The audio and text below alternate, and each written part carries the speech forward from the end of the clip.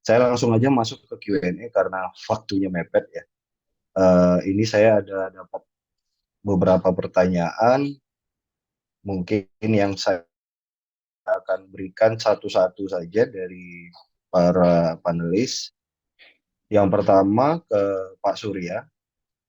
Pertanyaannya adalah sejauh mana tingkat kesadaran pelaku usaha dan masyarakat di Bali terhadap detail dan dampak konkret dari implementasi Undang-Undang PDE, serta strategi apa yang sedang dilakukan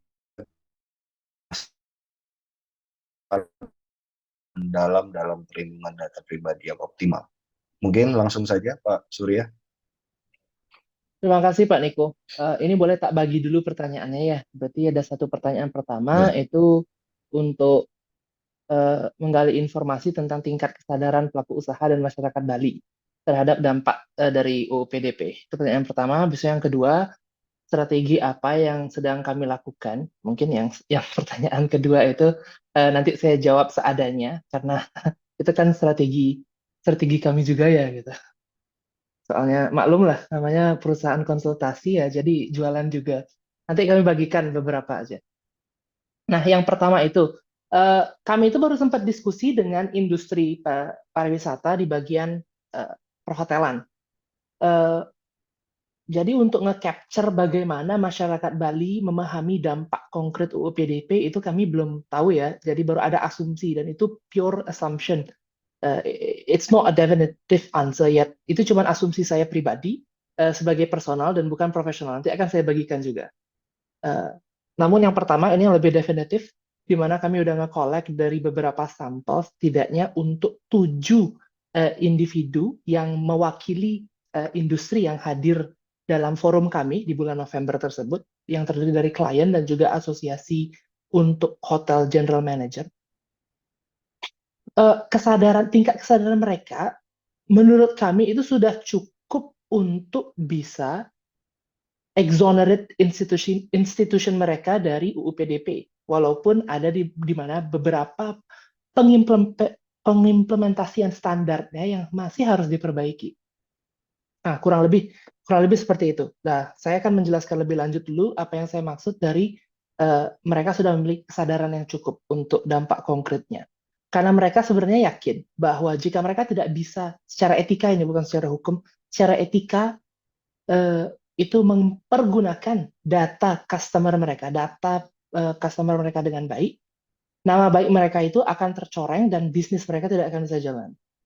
Yang merupakan salah satu tujuan dari bagi bagi pemerintah regulator untuk mengadvokasi UU PDP ini. Ini kan salah satu juga kalau kita ingat yang dibilang sama Prof. Mondo dan Prof. Pancana, ini adalah salah satu fasilitas yang diberikan oleh regulator agar meningkatkan kepercayaan konsumen terhadap suatu bisnis, suatu usaha.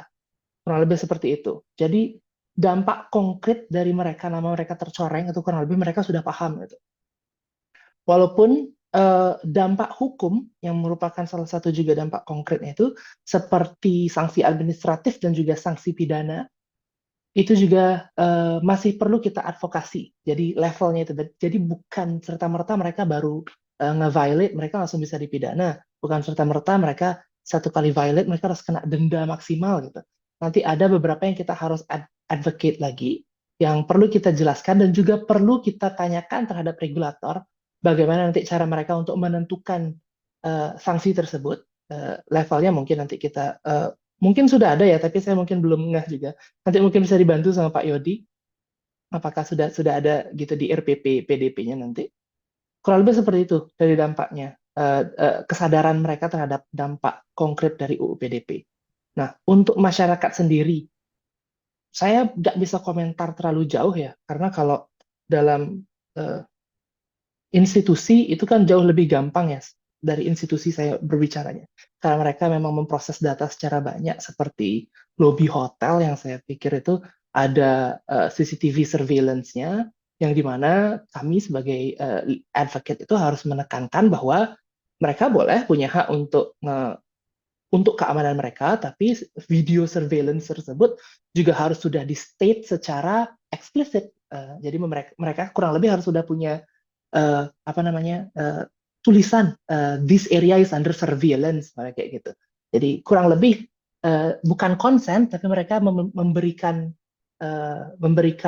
pemberitahuan lah bahwa di dalam area publik di uh, wilayah usaha mereka, gerak-gerik mereka itu diawasi untuk kebutuhan keamanan. Tentunya orang-orang rata-rata ngerti video surveillance itu untuk keamanan. Nah, tapi kalau untuk masyarakat Bali secara umum, ini berarti kita ngomong individu mungkin ya, karena pelaku usaha kita sudah lepaskan tadi dari masyarakat. Nah, pemerintah saya belum sempat dapat berbicara karena kami sudah mengundang beberapa institusi pemerintah yang menurut kami relevan, tapi belum ada respon. Ada pun satu juga respon yang membatalkan last minute, H-1 dibatalkan. Jadi kami belum juga bisa memberikan bagaimana sebenarnya tingkat pemahaman pemerintah, cabang pemerintahan atau perwakilan pemerintahan yang ada di Bali. Terus untuk orang-orangnya ya pada umumnya sih orang Indonesia masih suka aktif di social media, ngeviralin semua. Jadi kita ini asumsi pribadi ya, kita masih harus memperhatikan soal itu juga. Bagaimana kita bisa nge-reach setiap lini dari masyarakat untuk membantu advokasi dari Undang-Undang Perlindungan Data Pribadi ini. Nah, terlepas dari kekhawatiran saya terhadap masyarakat individu seperti itu, kami juga sudah berusaha untuk membuat strategi ini masuk ke satu branch lagi. Sorry kalau kelamaan, nanti tolong diingatkan ya Pak Niko. Strategi kami itu adalah berusaha mempermudah terutama untuk klien kami yang di mana kami memiliki perjanjian retainer itu untuk memudahkan mereka untuk koleksi data gitu terutama karena kami belum bisa secara prinsip mungkin sudah bisa membantu mereka untuk mulai secara perlahan comply terhadap UU PDP, tapi untuk secara praktis mungkin masih agak susah karena belum ada dampak nyatanya, belum ada institusi lain yang kena denda, belum ada institusi lain yang memiliki terkena sanksi administratif lainnya, jadi belum ada efek jerah yang membuat mereka itu harus merubah ini bukan sebagai afterthought, kurang lebih seperti itu. Jadi kami menggunakan beberapa software juga yang sudah kami assess sebelumnya, di mana mereka bisa input beberapa hal yang mereka lakukan. Jadi kami pecah gitu dari awalnya understanding, habis itu PDP law awareness, habis itu ada beberapa checklist itu yang bisa mereka isi melalui link di.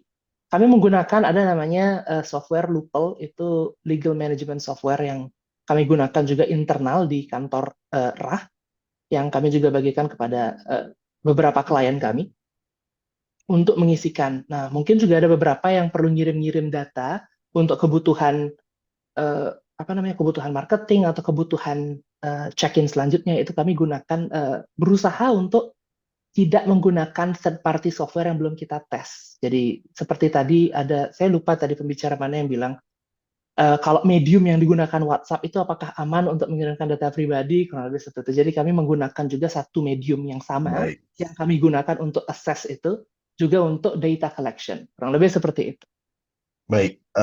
Terima kasih, Pak Surya. Ibu mohon izin, apakah bisa untuk kita jawab satu pertanyaan lagi? Apa masih dimungkinkan untuk waktunya? Silakan Pak, satu Oke, pertanyaan lagi. mungkin satu pertanyaan lagi ya, biar memang kita udah agak sedikit lewat. Mungkin mohon maaf untuk sesi selanjutnya. Hanya satu pertanyaan singkat, mungkin Pak Ida Bagus bisa memberikan jawaban secara singkat penjelasan. Pertanyaannya adalah, in exploring the concept of DPO as a service, how can organization effectively assess the viability of relying on external data protection officer, and what consideration should be taken into account to ensure seamless integration and alignment with their unique data protection needs? Mungkin boleh, Pak. Tidak bagus. Terima kasih Mas Niko, terima kasih juga atas pertanyaannya. Ini saya kira pertanyaan yang cukup bagus ya. Untuk menjawab ini, pastinya saya pertama-tama akan kembali dulu kepada prinsipnya apa sih duties dan functions daripada DPO. Mungkin ada 4 ya. Yang pertama kan comply with the law, kemudian melakukan awareness raising melalui misalnya training atau juga audit, kemudian melakukan DPIA, juga kemudian menjadi point of contact daripada perusahaan kepada supervisory authority.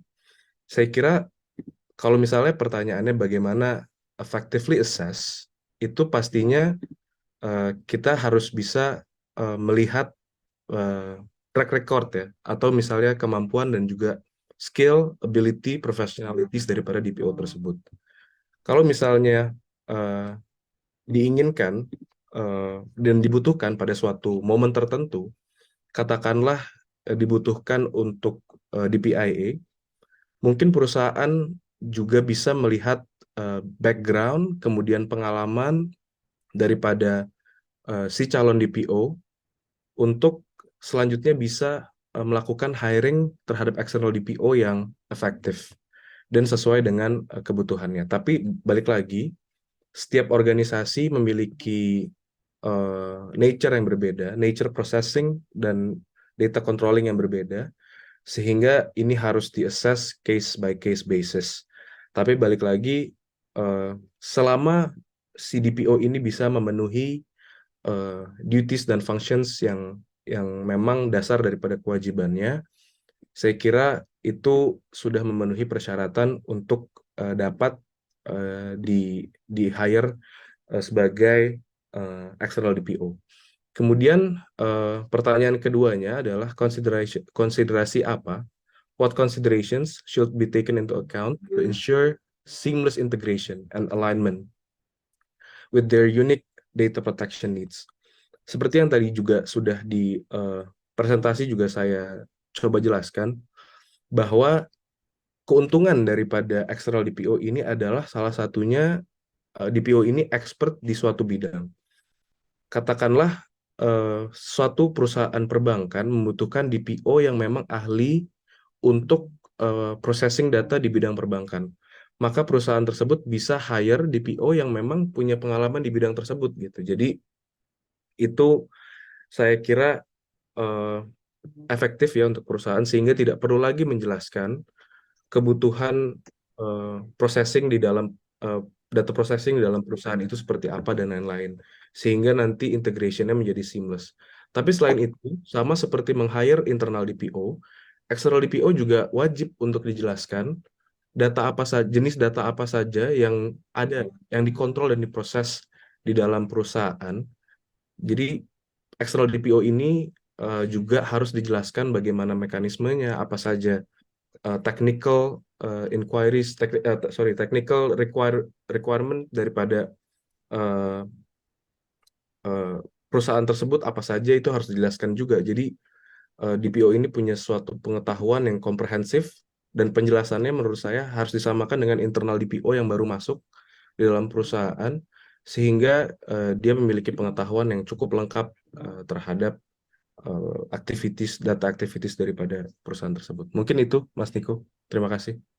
Baik, terima kasih jawabannya Pak Ida. Bagus. Ini ada dua pertanyaan yang nanti akan kita jawab by chat. Nanti kita akan sampaikan ke panitia untuk disampaikan. Selanjutnya, mungkin karena ini udah sangat lewat, mohon maaf untuk session berikutnya. Dan selebihnya, terima kasih banyak kesempatannya untuk Pak Surya dan Pak Ida Bagus untuk memberikan pemaparannya. Saya kembalikan kepada Bu Dewi. Terima kasih, Bu.